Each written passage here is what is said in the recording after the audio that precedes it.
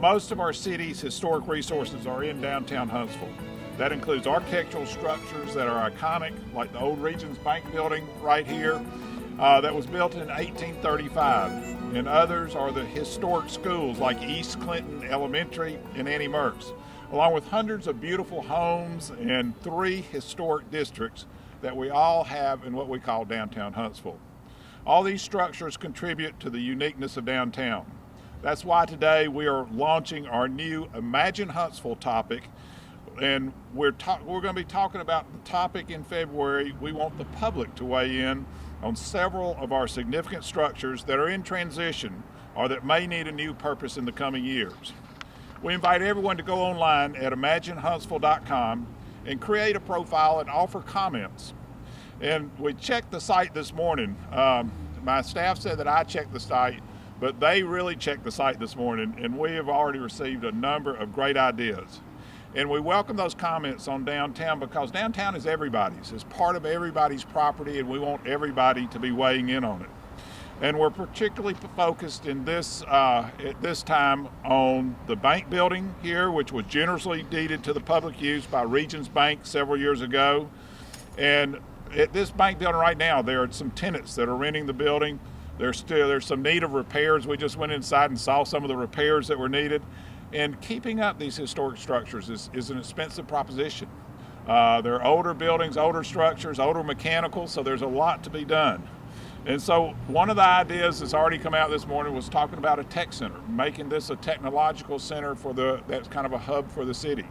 And there's going to be a number of other ideas that are going to come out. We've got a whole list of them right here that have already come out, and they're ideas to find how to find the best purpose, the highest and best use for this property for the city of Huntsville, but for the taxpayers, and to make sure this property is a contributing use for the city of Huntsville.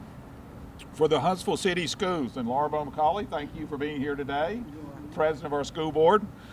East Clinton Elementary in Old Town is up for sale, and the Annie Merts Center, home to the school administration, may go on the market.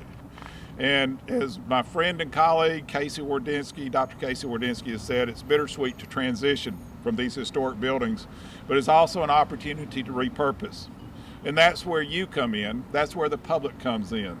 The city's made a significant effort and investment to maintain downtown's character and historic integrity.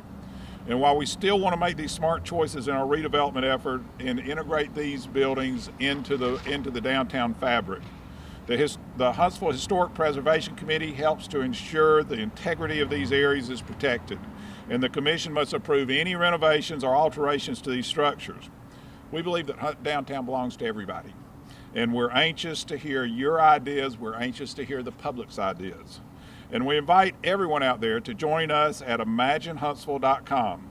Moderators for the conversation include the city's Director of Economic Development, Michelle Jordan. Michelle's not here right now. She is at a meeting. Director of Planning Management, Marie Bostic. Huntsville Urban Planner, Dennis Matson.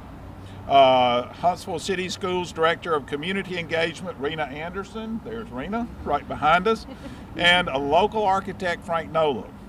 At the end of February, we're going to have a report to the public. And that report to the public will be presented to the Huntsville City Council, to the administration office, and to the Huntsville City Schools Administration. And it will talk about the future of these buildings, which are part of our historic Huntsville. If you go online right now, we've already received a number of comments. Some of the popular ideas are lofts and condos for the schools.